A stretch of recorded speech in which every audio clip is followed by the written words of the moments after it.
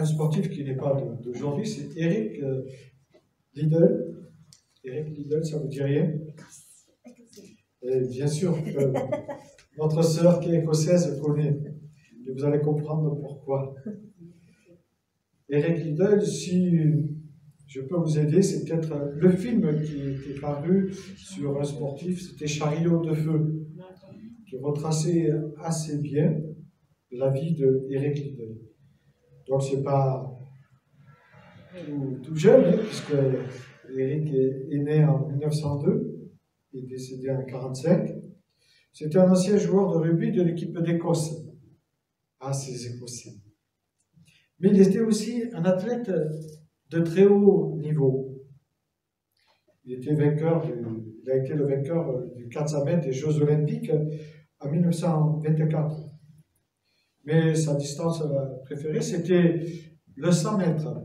Il était imbattable. Et un jour, il a une compétition aux Jeux Olympiques, et justement, la course de 100 mètres a lieu le jour où lui devait aller au culte. Alors, il décide tout simplement de ne pas courir. Et il dit, je me consacrerai aux 400 mètres, même si ce n'est pas sa distance préférée, où il est le plus fort. Et donc, tout simplement, parce qu'il voulait honorer son Dieu en ne courant pas le dimanche. Je trouve que c'est très fort comme histoire, c'est une histoire vraie. Et donc il courut le lundi et le mardi, je crois, il fait le 400 mètres relais, et là il obtient la médaille de bronze, évidemment, c'était pas sa distance préférée, et puis après il fait en individuel le 400 mètres. Et là, il a la médaille d'or. Il bat même le record du monde. Ensuite, il coupe terme à sa vie sportive pour devenir ministre du culte et partir missionnaire en Chine avec toute sa famille. Et puis, il va y avoir des tensions en Chine. Donc, il va demander à sa femme et ses enfants de rentrer. Lui va rester là-bas.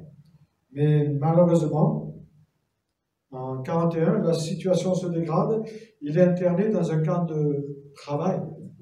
Bien qu'on ne voulait pas que ce soit dit, c'était un camp de travail. Et alors, dans ce camp de travail, justement, il va motiver les uns les autres à vivre leur foi, malgré que ce n'est pas simple. Et puis, on lui propose, le gouvernement écossais met tout en place pour l'échanger. Et un jour, on vient le voir, on lui dit, voilà, tu es libre. Tu es libre de repartir en Écosse. Il dit non, je veux rester là.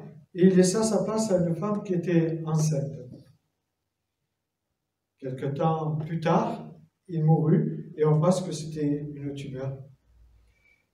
Il mourut à l'âge de 43 ans. Eric Liddell était un homme de conviction, avec une très forte conviction. Pour lui, le repos, le Shabbat, comme on dit les Juifs, était plus important que n'importe quoi. Et je vous invite à relire justement dans le livre de l'Exode. On aurait pu le lire dans le Deutéronome, mais je le lis dans l'Exode, au chapitre 20, le commandement, le 4e, où il est dit à partir du verset 8. Pense à observer le jour du Shabbat, et fais-en un jour consacré à l'Éternel. Tu travailleras 6 jours pour faire tout ce que tu as à faire. Mais le 7e jour est le jour du repos, consacré à l'Éternel ton Dieu. Tu ne feras aucun travail ce jour-là, ni toi, ni ton fils, ni ta fille, ni ton serviteur, ni ta servante, ni ton bétail, ni l'étranger qui réside chez toi. Car en 6 jours, l'Éternel a fait le ciel, la terre, la mer et tout ce qui s'y trouve. Mais le 7e jour, il s'est reposé. C'est pourquoi l'Éternel a béni le jour du Shabbat et en a fait un jour qui lui est consacré, autrement dit, un jour qui lui est réservé. Et je reprendrai aussi une parole de l'apôtre Paul dans 1 Corinthiens 16, où il parle de la collecte pour l'église de Jérusalem. Il dit: venons à la question de la collecte en faveur de ceux qui sont en Judée, qui appartiennent à Dieu. J'ai donné mes directives aux églises de Galatie, c'est-à-dire les églises d'Asie mineure. Suivez-les, vous aussi. Que tous les dimanches, chacun de vous mette de côté chez lui une somme d'argent, selon ce qu'il aura lui-même gagné, pour qu'on n'ait pas besoin d'organiser des collectes au moment de mon arrivée. Quand je serai venu, j'enverrai à Jérusalem pour y porter vos dons, les hommes que vous aurez choisis, munis de lettres de recommandation. Si vous l'appelez que j'aille moi-même, ils iront avec nous. Voilà deux passages de l'Écriture qui nous parlent de cette vie ecclésiastique qu'avaient les chrétiens. Pense à observer le jour du repos. Nous savons tous que le repos est nécessaire dans la vie de chacun, pour le bien-être de notre nature humaine, pour que nous puissions nous ressourcer, notre âme, notre esprit, notre corps a besoin d'être ressourcé. Et donc Dieu a mis en place un jour de repos. C'est aussi une manière de mettre le travail à sa juste place, pour que l'homme ne devienne pas esclave du travail, parce qu'on peut devenir esclave du travail. Car le travail n'est pas tout dans la vie. Et puis Dieu peut nous reprendre alors qu'on est en train de faire du business et toujours plus de business. Le danger, c'est quand le travail prend trop de place dans notre vie. Même si on sait que le travail, c'est une grâce, un privilège que Dieu nous donne pour subvenir aux besoins des nôtres, pour subvenir aux besoins du corps de Christ, de l'Église. Il est indispensable de demander à Dieu l'équilibre, car le surmenage, ou de l'autre côté le chômage, viole cet équilibre et conduit souvent à une certaine dépression, même à la dépression, et à un mal-être, parce que nous n'avons pas de travail, ou trop de travail. Une question d'équilibre. John Piper, qui est un théologien, dit: violer le rythme de travail et le repos, dans les deux cas, conduit au chaos dans notre vie et dans le monde autour de nous. Avec le sabbat, Dieu célèbre la création. Mais avec ce jour de repos, il célèbre aussi notre nouvelle création. Nous sommes des nouvelles créatures si nous avons accepté Jésus-Christ comme Seigneur et Sauveur. Seul, dans la Genèse, le 4e et le 5e commandement commandent par cet impératif: tu ne feras pas. Alors que les autres, c'est autrement présenté. Mais l'impératif, c'est un ordre, c'est quelque chose que Dieu nous ordonne de se souvenir de ce jour pour lui consacrer, lui sanctifier. Et on pourrait dire qu'il est question de hier, d'aujourd'hui, mais de demain aussi. Le danger que notre société moderne a pour but de satisfaire les besoins de l'homme. Et pour satisfaire les besoins de l'homme, on va ouvrir les commerces le dimanche. Alors certainement que ça arrange quelques-uns, mais ça dérange certains aussi. Je le crois. Je le crois. Le danger, c'est que notre société vous réponde à tous les besoins de l'homme. Mais on constate que plus on a ce qu'il faut pour vivre, plus on invente d'autres besoins pour vivre. Ça ne s'arrête jamais, en fait. C'est la course à la consommation, parce qu'on sait que le cœur de l'homme sera toujours insatisfait matériellement. Et on le voit pour des gens qui sont très riches. Dans une société en mouvement, le 4e commandement devient de plus en plus difficile à vivre et à l'appliquer. Parce que tout s'accélère et on nous oblige presque à travailler le dimanche. Plusieurs textes bibliques nous rappellent que les premiers chrétiens se retrouvaient les premiers jours de la semaine. Et on sait que c'est certainement le dimanche, dans Jean 20 ou d'Actes 27. C'était un souvenir de la résurrection, pour marquer la résurrection, mais aussi pour se démarquer des autres religieux, se démarquer aussi des Juifs qui avaient le jour de repos le samedi. En fait, les chrétiens voulaient mettre la coupure avec tous les rites qu'ils avaient vécus jusqu'à là. Et on sait qu'Israël de même ne voulait pas ressembler aux autres peuples et se distinguait en faisant le Shabbat. Et ça nous aide, nous, chrétiens, à se dire comment je peux me distinguer. Même si je ne suis pas du tout adventiste, vous savez, chez les chrétiens adventistes, c'est le samedi, le Shabbat. Et quand on devient membre et on fait cette promesse de ne pas travailler le samedi. Alors, je ne suis pas d'accord avec cela, mais c'est intéressant quand même. Ils vont aller jusqu'au bout de ce qu'ils croient. Ils vont jusqu'au bout de ce qu'ils croient, ils ne travaillent pas le samedi. Alors après, la doctrine, c'est autre chose. Mais c'est voir ces convictions, les appliquer jusqu'au bout. Et pour nous, c'est assez intéressant.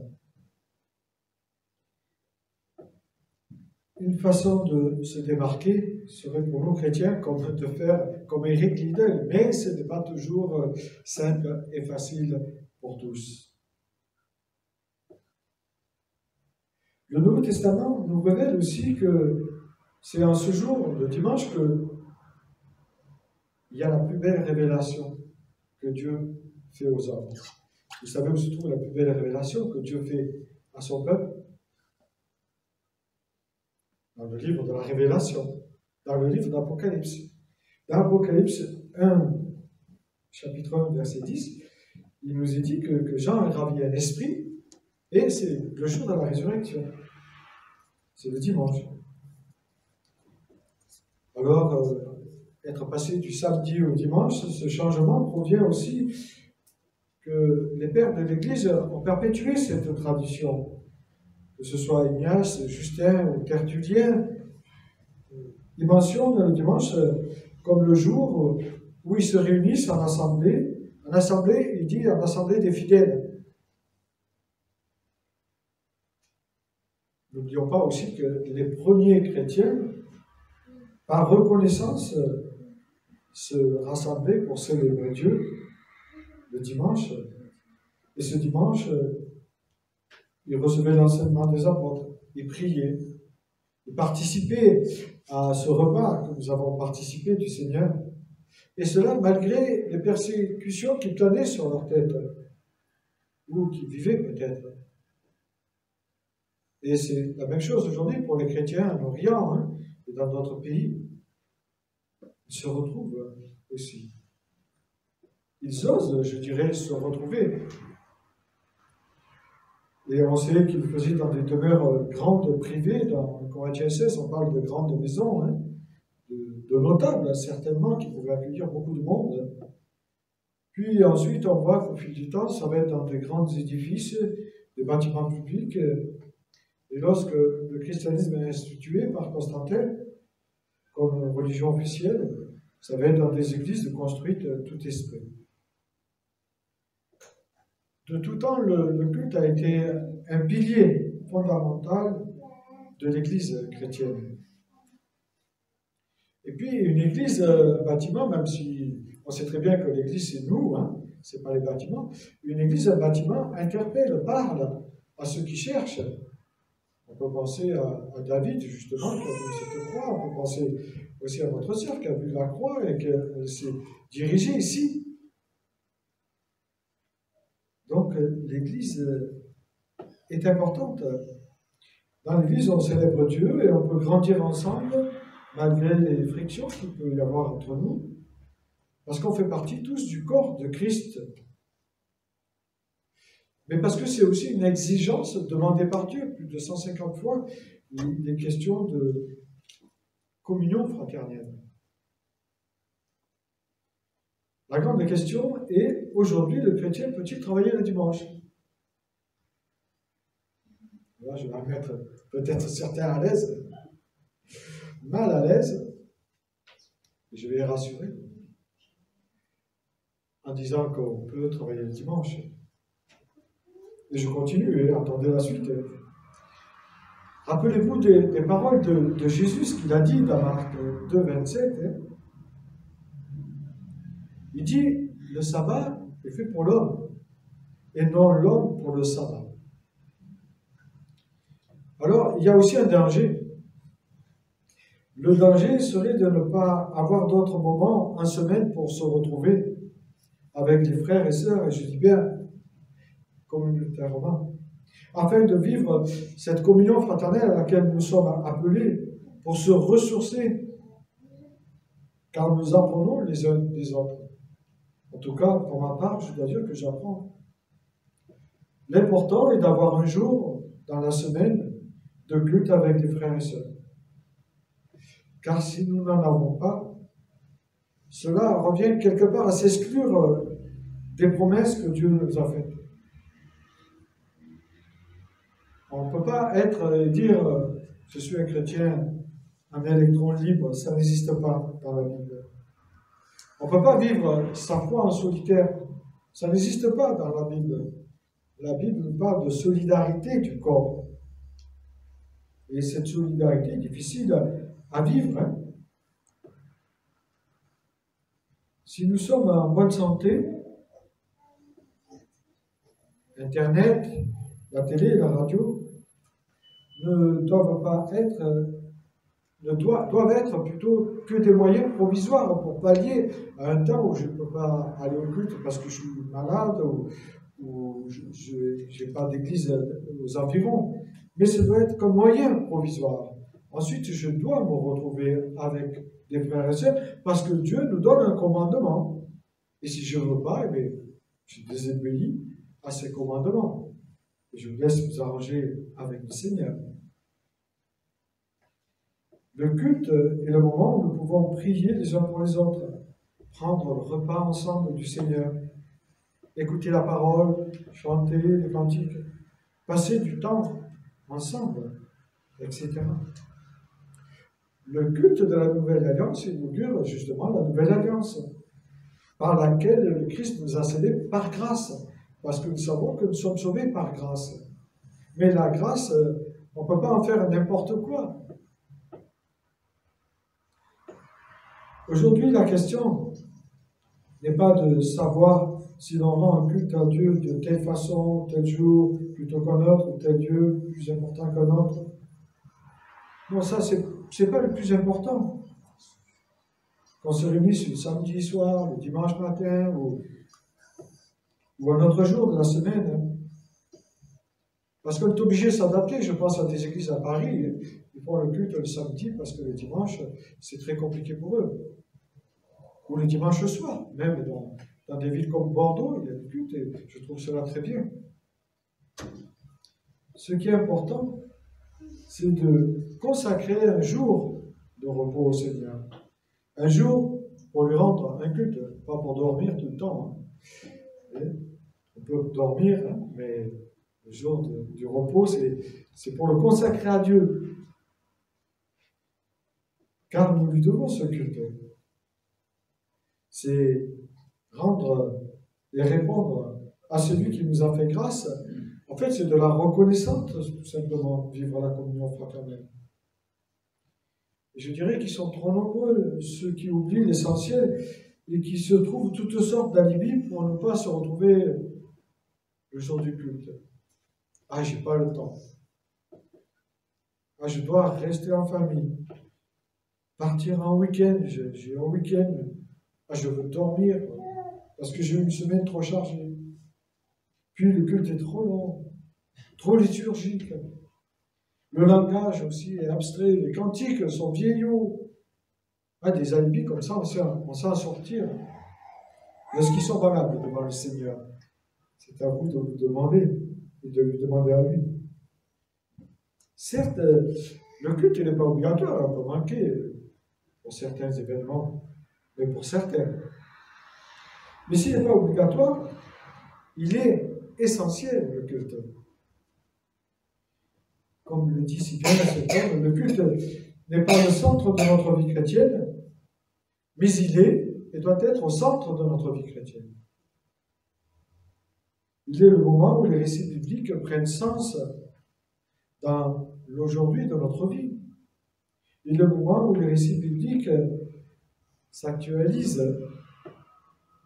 Il est le moment aussi de la confrontation qu'on n'aime pas, de la réalité. Il est le moment où tout se joue, où tous jouent un grand rôle. Le culte joue un grand rôle pour notre foi. Je dirais que le culte hebdomadaire est essentiel pour ma croissance spirituelle, car il va entretenir ma foi et me permettre d'adorer Dieu comme il se doit. Mais en un sens, c'est très bien que le culte, c'est tous les jours que nous devons lui rendre à Dieu. Pas seulement le dimanche, c'est se retrouver ensemble pour l'adorer. C'est aussi le jour où nous pouvons lui apporter nos soucis et prier les uns pour les autres. Oui, il est important que la communauté des fidèles s'arrête un jour et marque ensemble ce temps pour commémorer l'œuvre créatrice et rédemptrice du Seigneur. Alors c'est vrai que dans cette période dans laquelle nous vivons de coronavirus, beaucoup de chrétiens ont peur. Mais si on prend et si on fait ce qui est indispensable, je crois que nous ne devons pas avoir peur. Et c'est vrai qu'à force d'écouter les informations jour après jour, certains ont de plus en plus peur. Moi, j'ai des amis qui sont dans une crainte incroyable. Pourtant, nous avons le Seigneur. Et si nous avons le Seigneur, le psaume 23 nous dit « Je ne crains rien, car tu es avec moi. Ta houlette et ton bâton me rassurent. » Et on devrait prendre cette parole au sérieux en tant que chrétien, enfant de Dieu. Il est important de se retrouver. Il est important de s'arrêter un jour pour vivre ensemble la communion fraternelle. Dans l'Église primitive, les chrétiens avaient parfaitement compris, puisqu'ils mettaient de côté le dimanche. Même si beaucoup d'entre eux étaient juifs, ils persévéraient à se retrouver pour vivre la communion fraternelle le dimanche. Oui, je dois dire qu'en lisant la parole au culte, c'est vital, c'est essentiel. Car au travers de celui-ci, le Seigneur nous rappelle que nous sommes plus des esclaves, mais des enfants de Dieu. Je vous invite à prier.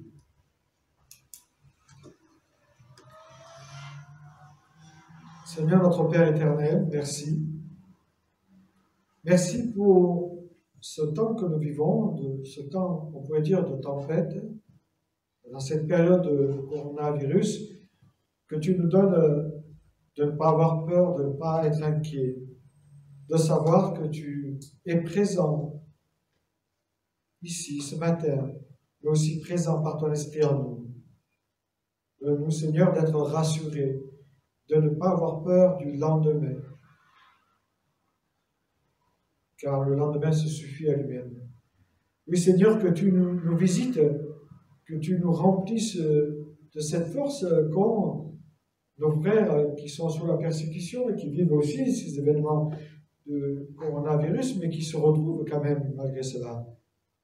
Donne-nous, Seigneur, de ne pas nous chercher des pseudo-alibis, mais que tu mettes à nous le désir, la force et le vouloir pour pouvoir être ces témoins le dimanche pour nos contemporains ici à Mont-de-Marsan. Oui, fais de nous des serviteurs fidèles et permets, Seigneur, qu'ensemble nous te rendons gloire dimanche après dimanche pour que l'adversaire recule là où tu nous places. Oui, que nous n'ayons pas peur de mettre notre étendard, que nous le dressions haut et fort ici, à Mont-de-Marsan, pour ta gloire seule et pour l'avènement de ton retour. Au nom de Jésus-Christ. Amen.